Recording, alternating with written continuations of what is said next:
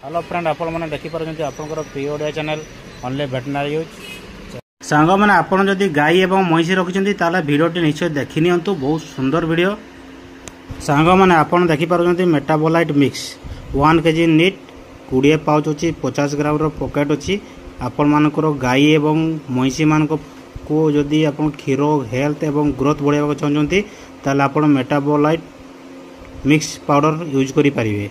Composition पर्यटन देखी नियंतु elemental magnesium 1.3%, elemental calcium 3%, ammonium iron 7%, vitamin D3 2000 IU, chloride अच्छी 33%।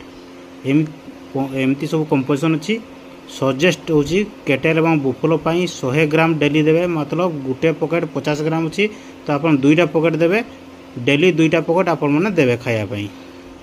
यही पाउडर जदि आप यूज कर रेगुलर जदि यूज कर ग्रोथ बढ़िबो एवं हेल्थ बढ़िबो एवं प्रेग्नेंट गाई एवं महिषी को आपण माने देई पारिबे हेल्थ एवं ग्रोथ बढ़ाया पई एवं क्षीर शक्ति मध्य आपनकर गाई एवं महिषी बढ़ी जीवो।